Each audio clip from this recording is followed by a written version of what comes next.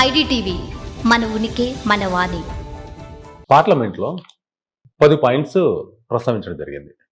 అయితే ఈ 10 పాయింట్లని ఏ విధంగా అమలు చేయబోతున్నారు అనేది కూడా దీంట్లో పర్టికులర్గా మెన్షన్ చేయడం అయింది. వక్ ఆస్తులను నిర్వాహకులకు పారదర్శకత లేకపోవడం అంటే దీని మీనింగ్ ఒకటి ఇక్కడ ఏంటంటే చూస్తున్న వ్యూయర్స్ కూడా కొంచెం క్లియర్ గా అర్థం కావడానికి చెప్తాను. వక్ఫ్ అనేది నేను ముందుగా చెప్పినట్టుగా అల్లాకి సమర్పణ, అల్లాకి గిఫ్ట్ లాగా ఇచ్చుకుంటారు వాళ్ళు. దాన్ని వేరియస్ పర్పసెస్ మనం ఇందాక చెప్పుకున్నట్టుగా ఇస్తారనమాట. దాన్ని వక్ఫ్ నామా అంటారు. వక్ఫ్ నామా అనేది ఒక ఒప్పందం లాగా, ఒక వీలునామా లాగా, ఒక ఒప్పందం లాగా. దాంట్లో ఏంటంటే ఎవరికి ఇస్తున్నాం, ఎందుకు ఇస్తున్నాము, దీన్ని ఎవరు మేనేజ్ చేస్తారు, ఆ మేనేజ్ చేసే పర్సన్ ని ముఠావలి అంటారు.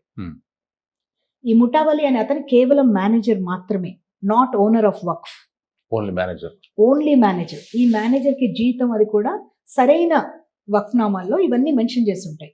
ఎవరు, అతని ఐడెంటిటీ ఏంటి, అతనికి ఎందుకు ఇస్తున్నారు, అలాగే అతనికి ఎంత జీతము, అతను ఇవన్నీ కూడా మెన్షన్ చేస్తారు.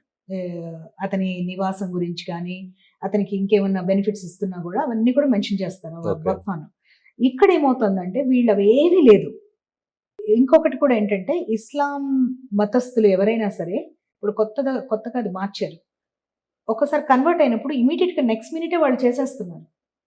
అంటే అసలు వాళ్ళు ఇస్లామిస్ట్లా కాదా అనేది కూడా మనకు తెలియదు, ఇస్లాం మతాన్ని ఫాలో అవుతున్నారా లేదా అనేది కూడా మనకు తెలియదు. సో ఇవన్నీ కూడా ఈ కొత్త దీంట్లో ఇవన్నీ పారదర్శకంగా అకౌంటబుల్ గా చేయడానికి ఇవన్నీ కూడా మార్చారనమాట.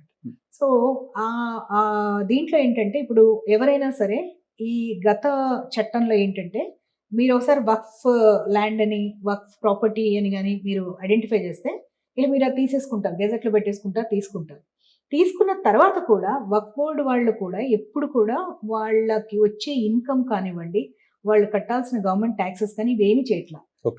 ఇక్కడ అసలు దౌర్భాగ్యమైన పరిస్థితి ఏంటి అంటే వక్ఫ్ బోర్డులో పనిచేసే ప్రతి ఒక్కళ్ళకి కూడా గవర్నమెంటే సాలరీస్ ఇస్తుంది, ఇంక్లూడింగ్ సర్వేయర్ కానీ, మెంబర్స్ కానీ, ఆ చైర్పర్సన్ కానీ అందరికీ గవర్నమెంట్ ఇస్తుంది. మీరు ఇది ఎక్కడ చూడరు. ఇది specific only for work board అనమాట. సో వాళ్ళేంటి అసలు లెక్కలు చూపించకపోవడం, ఎలాంటి ఆడిట్ ఒప్పుకోకపోవడం, రెవెన్యూ అఫీషియల్స్ కి సహకరించకపోవడం, ఇవన్నీ కామన్ అనమాట వర్క్ బోర్డ్ వాళ్ళ ప్రాబ్లమ్స్ అది.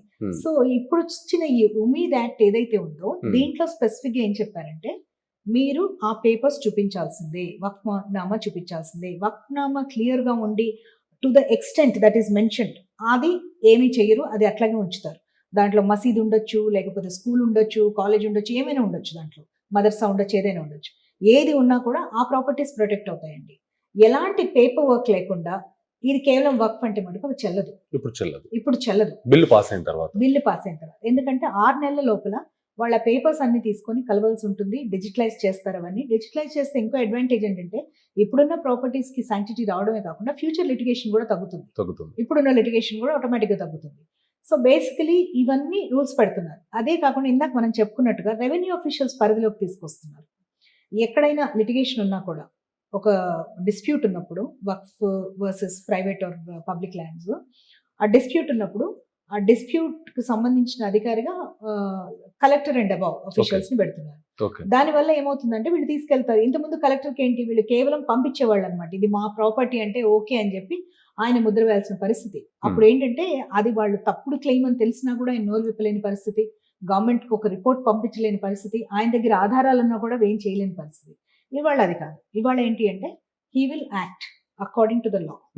ఆయన దగ్గర ఉన్న ఆధారాలు చూసుకుంటారు. ఇప్పుడు లిటిగేషన్ ప్రైవేట్ వ్యక్తులతోనూ ఇంకొక అయితే కనుక వాళ్ళందరితో పెట్టుకుని ఎవరిది ఉన్న ఈ ఆధారాలను చూసి దాని ప్రకారంగా వెళ్తారు. సో ధర్మబద్ధంగా జరుగుతుంది. ఇప్పుడు నెక్స్ట్ ఇన్ కేస్ పార్లమెంట్ లో లోక్సభలో పాస్ అయిన తర్వాత జరిగేది అంటే ఇప్పుడు పెట్టిన 10 అంశాలను చూసుకున్నట్టయితే దీంట్లో చాలా మహిళలకు కానీ, భూముల అక్రమ దానిపైన కానీ, ఎన్ని ఎకరాలు తీసుకుందాం దానిపైన, ఇవన్నీ తీసుకున్న తర్వాత వీటిని, ఈ ఆస్తుల్ని ముస్లిం సమాజానికి, ఆ కల్చర్కైనా సరే ఎలా సెగ్రిగేట్ చేయబోతుంది, ఎలా విభజించబోతుంది, వాళ్ళ డెవలప్మెంట్కి ఎలా వాడబోతుంది? ఒకటి ఏంటంటే ఒక విషయం నేను చెప్తాను, it might be a little controversial please, but I want to say it. ఎప్పుడు టిప్పు సుల్తాన్ ఇచ్చాడని 6-7 ఊళ్ళు తమిళనాడులో కాజేయాలని చూశారు. మీకు అది ఐడియా ఐడియా ఉంది నాకు. తమిళనాడులో 1500 సంవత్సరాల నాటి టెంపుల్ ఉన్న ఊరు. 1500 సంవత్సరాలకు ముందు ఇస్లాం ఉందండి? మనం మతం గూగుల్లో కొడితే కూడా చాట్‌జిపిటిలో కూడా మతం చెప్తా లేదు కదా, లేదు. మతం 15 లేదు. సంవత్సరాల కింద సో లేనప్పుడు అసలు ఆ ఊరు ఎట్లిచ్చారు మీకు దానం? 6 ఊళ్ళు ఆ పేరున మాకు వర్క్ ప్రాపర్టీ అని చెప్పి క్లెయిమ్ చేశారు. సో ఇట్లాంటివన్నీ అబద్ధాలు చెప్పి కాజేసి ఆ తర్వాత ఇది ముస్లిం ల్యాండే కాబట్టి ఇది ముస్లిమ్స్కే చెందాలి అంటే ఎంతవరకు న్యాయం? అంటే ఒక ఎన్క్రోచ్మెంట్ని, ఒక యాక్ట్ని అడ్డం పెట్టుకొని చేసిన ఎన్క్రోచ్మెంట్ని మనం సమర్థిద్దామా? ఆ యాక్ట్ని అడ్డం పెట్టుకొని చేసిన ఎన్క్రోచ్మెంట్స్ కరెక్ట్ చేశారు. కరెక్ట్ చేసి ల్యాండ్ గవర్నమెంట్కి వెళ్తుంది. ఆ ల్యాండ్ని ఎలా ఉపయోగించాలనేది గవర్నమెంట్కి ఉండే పరిమితులు కానివ్వండి, వాళ్ళ నీడ్స్ బట్టి వాళ్ళు డిసైడ్ చేసుకుంటారు ఎవరికి ఇవ్వాలి, ఎలా చేయాలి అనేది. కానీ వాళ్ళకే ఇవ్వాలి, ఆ సమాజానికే ఇవ్వాలనే రూల్ లేదు కదండి. ఇప్పుడు ఈ వర్క్ ప్రాపర్టీస్ అన్ని నేను ఇందాక చెప్పినట్టుగా 30 ఫ్యామిలీస్ చేతుల్లో ఉన్నాయి. అందులో ముస్లిమ్స్ చాలా మంది, పేద ముస్లిమ్స్ మామూలుగా కొనుక్కొని వాళ్ళు ఇబ్బందులు పడుతున్న వాళ్ళు ఉన్నారు. ఈ వర్క్ ప్రాపర్టీస్లో వాళ్ళు ఎంతవరకు సేవా కార్యక్రమాలు చేశారు? ఇవాళ నిజంగా వాళ్ళు చేసి ఉంటే సేవా కార్యక్రమాలు కానీ ఏమన్నా, ఇప్పుడు ఈ డిస్కషన్ చేస్తున్న ఎంపీస్ అందరూ కూడా, అంటే ఈ బిల్కి అగెయిన్స్ట్గా మాట్లాడిన ఎంపీస్ అందరూ ఆ డేటా తీయాలి. మేము ఇంతమంది ముస్లిమ్స్కి మేము స్కిల్ డెవలప్మెంట్ చేసాము, ఇంతమందిని చదివించాము, ఇంతమందికి ఉద్యోగాలు ఇచ్చాము, ఇంతమందికి మేము పునరావాసం కల్పించాము, ఇంతమందికి ఇళ్ళు కట్టాము. ఇది ఎందుకు చెప్పలేకపోతున్నారు? ఇప్పటివరకు ఆ డేటానే లేదు. ఇప్పటివరకు పార్లమెంట్ లో అసలు లోక్సభలో ఇది మాట్లాడిందే లేదు ఇప్పటివరకు. అదే నేను చెప్తున్నాను. సో అందరూ ఎంతసేపటికి ముస్లిం సమాజాన్ని ఇచ్చేస్తున్నారు అంటున్నారు, కానీ మీరు గుర్తుపెట్టుకోవాల్సిన ఒకటి ఉంది. పేద ముస్లిమ్స్ ఎవరైతే బోరాస్ కానివ్వండి, అగాఖాన్ కమ్యూనిటీ కానివ్వండి, సునీ ముస్లిమ్స్, షియా ముస్లిమ్స్, వీళ్ళందరూ బాగా అంటే ఫైనాన్షియల్ గా బాగా వీకర్ సెక్షన్స్ ఉన్న ముస్లిమ్స్ ఎవరైతే ఉన్నారో వాళ్ళందరూ చాలా సపోర్ట్ చేస్తున్నారు ఈ బిల్లుని. ఎందుకంటే వాళ్ళు ఎన్నో ఏళ్ల నుంచి వాళ్ళు అనుకుంటున్నది ఇవాళ వాళ్ళకి సాకారమైంది. అది కూడా ఇదేమనుకుంటున్నారంటే ముస్లిమ్స్ ఏదో అగెయిన్స్ట్ ఉంటున్నారు అనుకున్నారు. లేదండి, చాలా మంది ముస్లిమ్స్ దీన్ని సపోర్ట్ చేస్తున్నారు. ఎందుకంటే ఇలా ల్యాండ్స్ కొనుక్కొని వక్ఫ్ భూముల పేరిట భూములు కోల్పోయిన వాళ్ళల్లో హిందువులు ఉన్నారు, క్రిస్టియన్స్ ఉన్నారు, ముస్లిమ్స్ కూడా ఉన్నారు. ఇప్పుడు ఒక డెవలప్మెంట్ లో కొన్నప్పుడు ఎంతో కొంత వాళ్ళు కూడా ఉంటారు కదా. ఉన్నప్పుడు ఆ డెవలప్మెంట్ మొత్తం వక్ఫ్ ప్రాపర్టీ అన్నప్పుడు వాళ్ళు కూడా దెబ్బతిన్నారు దాంట్లో. పోనీ దానివల్ల మీరు ఏమైనా బెనిఫిట్ అయ్యారంటే బెనిఫిట్ లేదు. సో వాళ్ళకేంటంటే ఇది పెద్దవాళ్ళు చేస్తున్న ఇది, మాకు దీనివల్ల ఉపయోగం ఏమీ లేదు, ఇది వస్తే మాకు మంచిదే అనేది వాళ్ళకు కూడా ఉంది.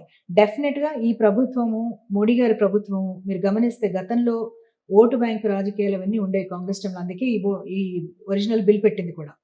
బిల్ పెట్టడం ఒక ఎత్తు అయితే, ఆ తర్వాత 2 సార్లు 2013లో కానివ్వండి, 1995లో కానివ్వండి, 2 సార్లు దీని అమెండ్మెంట్స్ కూడా కేవలం ఓటు బ్యాంక్ రాజకీయాల కోసమే చేశారు. కేవలం ఓటు బ్యాంక్ రాజకీయాలు. మోడీ గారు అలా కాకుండా ముస్లిమ్స్లో ఉన్న పేదవాళ్ళు కూడా, వాళ్ళు కూడా అన్ని విధాలుగా బాగుపడాలి, సబ్కే సాత్ సబ్కా వికాస్ అన్న ఏదైతే వారు చెప్తూ ఉంటారో దాని ప్రకారంగానే ఆయన ముస్లిం మహిళలకు కానీ, పిల్లలకు కానివ్వండి, పేద ముస్లిమ్స్ కానివ్వండి, వారందరికీ ఉపయోగపడే విధంగానే తీసుకొచ్చారు బిల్లు. మీరు గమనిస్తే గనక ఈ కొత్త ఉమ్మీద్ బిల్లులో మహిళల ప్రాధాన్యత కూడా పెంచారు, మహిళల మెంబర్స్ పెంచారు. అట్లాగే బయట వాళ్ళని కొంతమందిని ట్రాన్స్పరెన్సీ కోసం బయట వాళ్ళని కొంతమందిని తీసుకొచ్చారు. అంతేగాని ఇదేదో ముస్లిమ్స్ని అదిమేయడానికో చిదిమేయడానికో వాళ్ళ ఆస్తులు కాజేయడానికో చేస్తుంది కాదు. ఫస్ట్ ఆఫ్ ఆల్ ఇది అసలు ఒక లా కింద కాకుండా ఒక రిఫార్మ్ కింద చూడాలి మనం. ఎందుకంటే ఇంత ల్యాండ్ బ్యాంక్ ఉండి దాన్ని నిరర్ధకంగా, నిరుపయోగంగా అలా పెట్టడము సమాజానికి ఏమి ఉపయోగం ఉంటుంది? దానివల్ల ఏం ఉపయోగం ఉండదు కదా మేడం. ఇప్పుడు